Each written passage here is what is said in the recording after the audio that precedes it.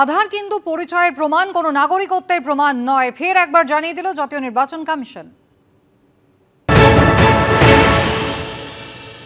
माननीय supreme court के कई आदेश हैं जहां पर कि ये कहा गया कि आधार जन्म तिथि का प्रमाण नहीं है, और इसका ध्यान रखते हुए आधार अथॉरिटी ने अपना नोटिफिकेशन जारी किया। और आज भी अगर आप कंप्यूटर से अपना नया आधार डाउनलोड करते हैं तो उसमें लिखा होता है आधार कार्ड पर ही कि आधार कार्ड न तो जन्म तिथि का प्रमाण है, न डोमिसाइल का, और न कि नागरिकता का। आधार कार्ड आइडेंटिटी का प्रमाण है।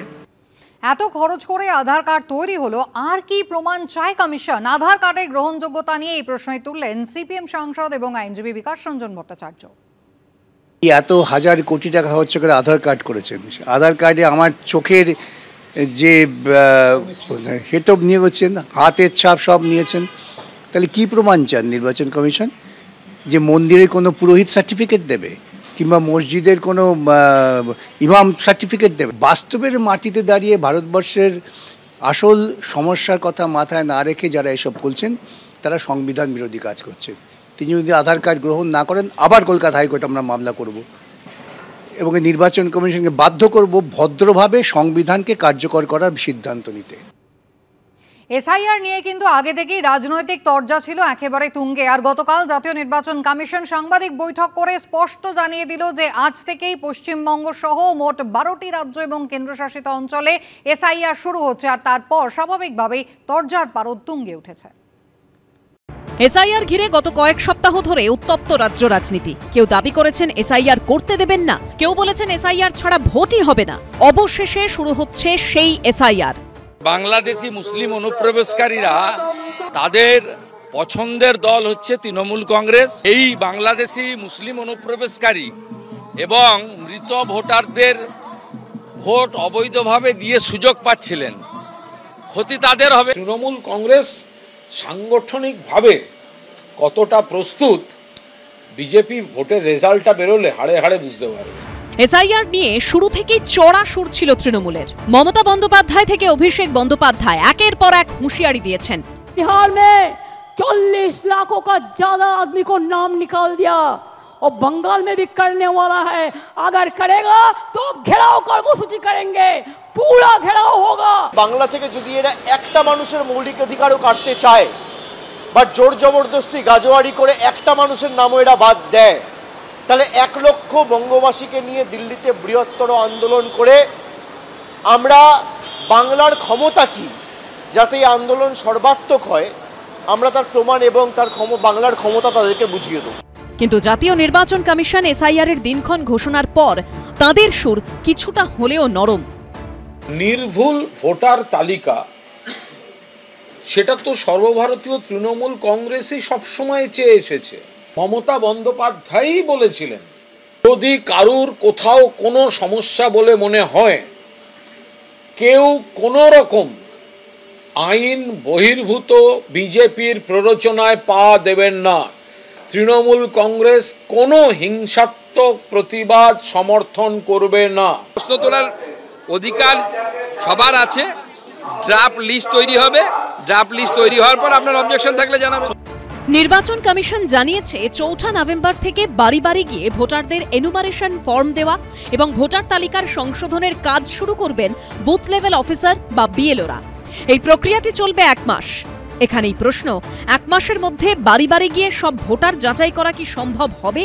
তাড়াহুড়ো করতে গিয়ে যদি কোনো বৈধ ভোটারের নাম বাদ চলে যায়, সেক্ষেত্রে তার দায় কে নেবে? সব হচ্ছে আসলে নাগরিক সমাজকে ভীত সন্তুষ্ট করা। এসআইআর নিয়ে এই জন্য আগামীকাল সমবেত হব, বিক্ষোভ দেখাবো, জমায়েত করব এবং দাবি সনদ পেশ করব। অনুপ্রবেশকারীদের ভোটার লিস্টে অনুপ্রবেশকারী ঢুকে যাওয়া, এই তত্ত্ব প্রথম ভারতবর্ষের মানুষকে বুঝিয়েছিল বাংলার মুখ্যমন্ত্রী মমতা ব্যানার্জি।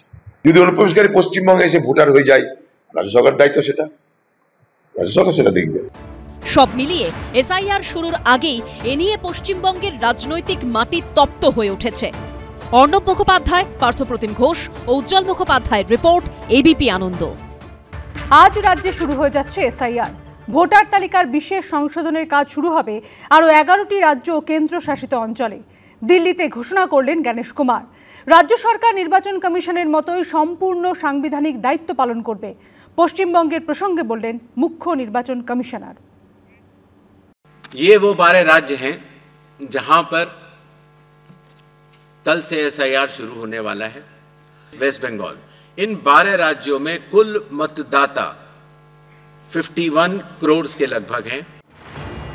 বছর ঘুরলে পশ্চিমবঙ্গে বিধানসভা নির্বাচন, তার আগে বেজে গেল এসআইআর দামামা। বিহারের পর এবার দ্বিতীয় পর্যায়। মঙ্গলবার থেকে পশ্চিমবঙ্গ সহ 12 রাজ্য কেন্দ্রশাসিত অঞ্চলে শুরু হয়ে যাচ্ছে এসআইআর। পশ্চিমবঙ্গের পাশাপাশি গুজরাট, উত্তরপ্রদেশ, মধ্যপ্রদেশ, রাজস্থান, তামিলনাড়ু, কেরল, ছত্তিশগড়, গোয়া, কেন্দ্রশাসিত অঞ্চল আন্দামান নিকোবর দ্বীপপুঞ্জ, লাক্ষাদ্বীপ, পুদুচেরিতে হবে SIR. Andaman and Nicobar island union territory, state Chhattisgarh, Goa, Gujarat, Kerala, union territory Lakshadweep, Madhya Pradesh, Puducherry union territory, Rajasthan, Tamil Nadu, Uttar Pradesh, West Bengal. বিহারে এসআইআর শুরু হওয়ার পর থেকেই বিতর্কের ঝড় বয়ে গেছে পাটনা থেকে দিল্লি। ভোটে সুবিধা পেতে বিজেপি নির্বাচন কমিশনকে কাজে লাগাচ্ছে বলে অভিযোগে সরব হয় বিরোধীরা। যদিও যাবতীয় অভিযোগ উড়িয়ে নির্বাচন কমিশন জানিয়ে দেয় গোটা দেশেই হবে এসআইআর, অর্থাৎ পশ্চিমবঙ্গে ভোটার তালিকার সংশোধনের কাজ শুরু হওয়াটা ছিল স্রেফ সময়ের অপেক্ষা।